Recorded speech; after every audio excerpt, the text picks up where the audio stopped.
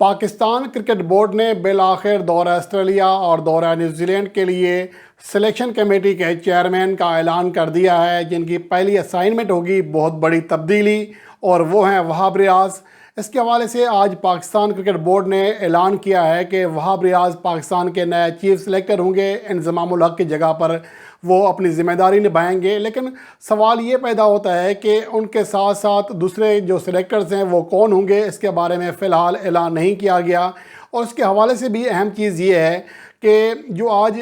وہاب ریاض نے کہا ہے وہ کسی حد تک پاکستان کے دو ٹاپ کھلاڑی جس کے لیے شائقین کرکٹ امید کرتے ہیں کہ وہ پاکستان ٹیم میں مواقع پائیں گے، شرجیل خان اور سیم ایوب، ان کے حوالے سے بڑی اچھی خبر ہے، وہ بھی آپ کے ساتھ شیئر کروں گا۔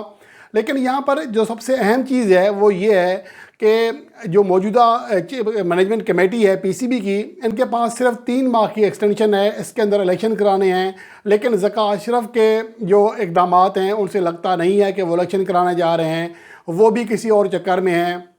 اور جو ابھی تک ہمیں اطلاعات ملی تھیں وہ یہ تھی کہ ایکسٹینشن میں یہ بات طے تھی کہ وہ کوئی تقرری نہیں کر سکیں گے، اس لیے جو وہاب ریاض سے تقرری ہو رہی ہے یا جو دیگر سلیکٹرز ہیں یا کوچز ہیں، کیا یہ کل کو کوئی کورٹ میں جا کر چیلنج تو نہیں کر دے گا؟ یہ ایک بڑے سوالات ہیں، کیونکہ جب آپ اس طرح کے اقدامات کر رہے ہوتے ہیں تو ساتھ ساتھ خدشہ بھی ہوتا ہے، اس طرح کے اندیشے بھی ہوتے ہیں۔ اور سری لنکن کرکٹ بورڈ کی مثال ہمارے سامنے ہے، جنہیں ICC نے معطل کر دیا ہے۔ کیا پاکستان کرکٹ بورڈ بھی اس ڈگر پر چل سکتا ہے؟ تو اس طرح کے خدشات موجود ہیں، لیکن بہرحال ہمیں اچھی امید رکھنی چاہیے۔ اور وہاب ریاض کی سلیکشن کا عمل گو کہ کسی حد تک کہا جا سکتا ہے کہ صحیح نہیں ہے، لیکن اس کے صحیح یا نہ ہونے کا یا غلط ہونے کا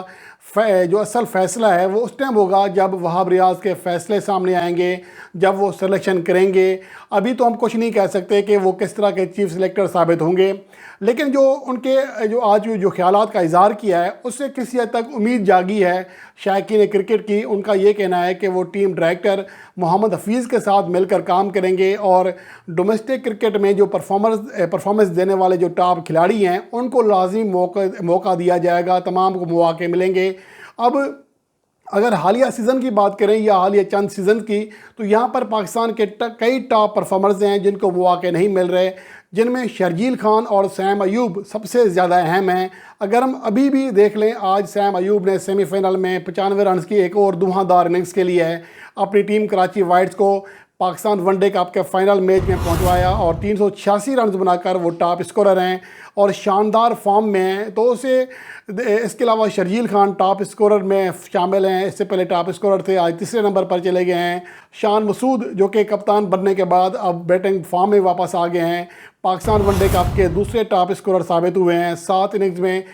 372 رنز بنا چکے ہیں، 62 رن فی اننگز کی ایوریج ہے، جو کہ بہت ہی اچھی ایوریج کہی جا سکتی ہے۔ تو یہ چیزیں آ رہی ہیں۔ دوسری جانب زاہد محمود نے 15 وکٹیں حاصل کی ہیں، خوشدل شاہ نے 14 وکٹیں حاصل کی ہیں، اس کے ساتھ ساتھ بیٹنگ میں پرفارم کیا ہے۔ اور اگر قائد اعظم ٹرافی کی بات کریں تو اس میں بھی پاکستان کے کئی ایسے کھلاڑی ہیں جو سال سے پرفارمنس دے رہے ہیں لیکن انہیں مواقع نہیں ملتے۔ اگر اسی سیزن کی بات کریں تو صاحبزادہ فرحان قائد اعظم ٹرافی کے ٹاپ اسکورر ہیں، اور اس کے علاوہ خرم شہزاد سب سے زیادہ 36 وکٹیں حاصل کر چکے ہیں۔ سیم ایوب بھی ٹاپ کھلاڑیوں میں شامل ہیں جنہوں نے نہ صرف پاکستان ون ڈے کپ میں بلکہ قائد اعظم ٹرافی میں پرفارم کیا۔ تو کیا اب ان کھلاڑیوں کو مواقع ملیں گے جو کہ کہہ رہے ہیں وہاب ریاض؟ کہنا آسان ہوتا ہے لیکن اس پر عمل کرنا اصل چیز ہوتا ہے۔ لیکن اب دیکھنا یہ ہے کہ وہاب ریاض اس کے حوالے سے جو کہہ رہے ہیں اگر اس پر عمل درآمد کرنے میں کامیاب ہو جاتے ہیں تو میرے خیال میں یہ بہت بڑی چینج ہوگی۔ اس سے پہلے ہمیشہ وہ فیصلے کیے گئے ہیں جن کے بارے میں اکثر ہم جانتے تھے کہ یہ کھلاڑی کھیلیں گے، یہ نہیں کھیلیں گے، لیکن اگر ڈومیسٹک سیزن سے یا ڈومیسٹک کرکٹ سے وہ کھلاڑی جو کہ پرفارمنس دے کر آتے ہیں اگر ان کو مواقع ملتے ہیں تو وہ ایک بہت بڑی کامیابی ہوگی پاکستان کے سیٹ اپ کے لیے، پاکستان کے نئے چیف سلیکٹر کے لیے۔ لیکن ان سے بھی زیادہ اہم نقطہ یہ بھی ہے کہ صرف ہم نے مواقع نہیں دینے بلکہ چیک بھی کرنا ہے کہ ہمارے یہ پلیئرز واقعی انٹرنیشنل کرکٹ کھیلنے کے لیے تیار ہیں یا نہیں ہیں، کیونکہ ہماری ڈومیسٹک کرکٹ میں اور انٹرنیشنل کرکٹ کے معیار میں بہت بڑا فرق ہے۔ سیم ایوب پاکستان کے لیے یا پاکستان سپر لیگ میں بہت شاندار کھیلے، لیکن جب انہیں پاکستان ٹیم میں مواقع دیے گئے 8 T20 میچز کے میں تو ان کی جانب سے بڑی پرفارمنس سامنے نہیں آ سکی تھی، اور اس طرح Muhammad Haris as a wicket keeper یا ایز اے بیٹر شاندار رہا ڈومیسٹک کرکٹ میں بھی، اس کے علاوہ نیشنل T20 کپ میں بھی، گزشتہ PSL کے سیزن میں بھی، لیکن جب انہیں پاکستان ٹیم میں مواقع ملے تو وہاں پر وہ بڑی کارکردگی نہیں دکھا سکے۔ تو یہ ایسے سوالات ہیں جو کہ وہاب ریاض ان کا جواب دیے بغیر اگر سلیکشن کرتے ہیں تو یقیناً معاملات خراب ہو سکتے ہیں۔ اب میں یہاں یہ کہوں گا کہ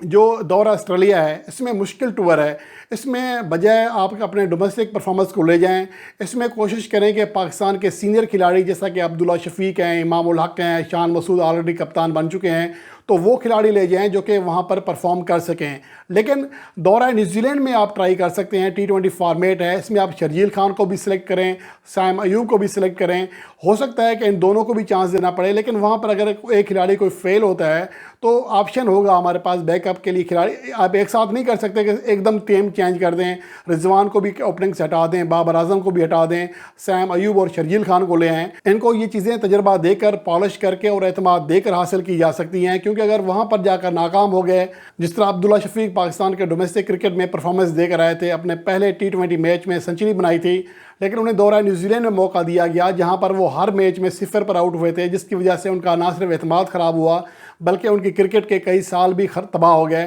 تو یہ چیز دہرانی نہیں چاہیے، مشکل کنڈیشنز ہیں وہاں کی، وہاں گیند بہت تیز آتی ہے، تو اس کی وجہ سے ہمارے جو کھلاڑی ہیں ان کو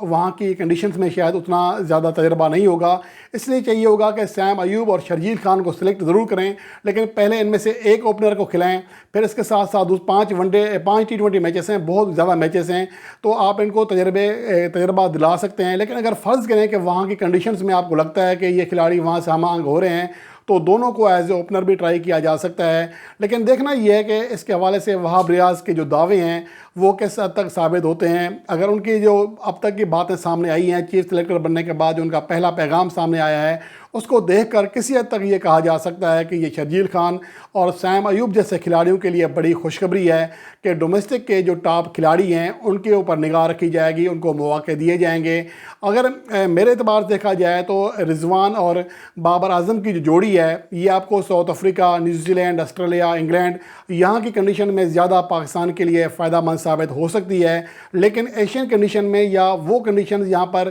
رنز زیادہ بنتے ہوں وہاں پر یہ جوڑی زیادہ کامیاب ہو سکتی ہے۔ ایون کہ دیگر ممالک کو چھوڑ کر اگر نیوزی لینڈ کی بات کریں تو گو کہ یہاں پر رضوان کا ریکارڈ اچھا ہے، لیکن گراؤنڈ چھوٹے ہوتے ہیں نیوزی لینڈ کے، جہاں پر سائم ایوب، شرجیل خان دونوں ہی بہت زیادہ کامیاب ہو سکتے ہیں۔ لیکن ایک بار پھر یہ کہوں گا کہ یہ باتیں کرنا آسان ہوتا ہے، ہر چیف سلیکٹر یا جو سلیکٹر بنتا ہے یا کپتان بنتا ہے وہ عہدہ سنبھالنے سے پہلے ایسی ہی باتیں کرتا ہے، لیکن اصل امتحان تب ہوتا ہے جب آپ کو اوپر سے کالیں آنا شروع ہوتی ہیں کہ اس کھلاڑی کو کھلائیں، اس کھلاڑی کو نہ کھلائیں۔ وہ ادارے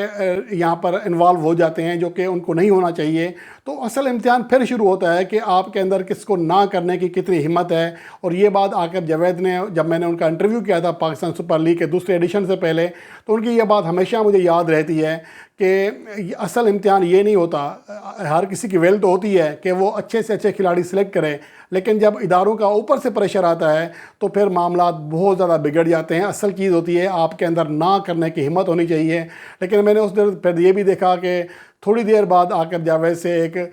3 صاحب آئے تھے بڑی اچھی یونیفارم پہن کر، تو مجھے اندازہ ہو گیا تھا کہ یہاں پر معاملات کس طرح چلتے ہیں۔ تو یہ اب دیکھنا ہے کہ وہاب ریاض جو کہہ گئے ہیں اگر وہ اس میں عمل کرنے میں کامیاب ہو گئے تو یقیناً انہیں ایک اچھے الفاظ سے بھی آگے چل کر سراہا جا سکتا ہے، لیکن اگر وہ روایتی چیف سلیکٹر بنے تو یقیناً ان کے لیے بھی ویسا ہی کہا جائے گا جس طرح سابقہ جو ہمارے چیف سلیکٹرز ہیں ان کے بارے میں کہا جاتا ہے، پھر ان کے اوپر تنقید کا سلسلہ بھی شروع ہو سکتا ہے۔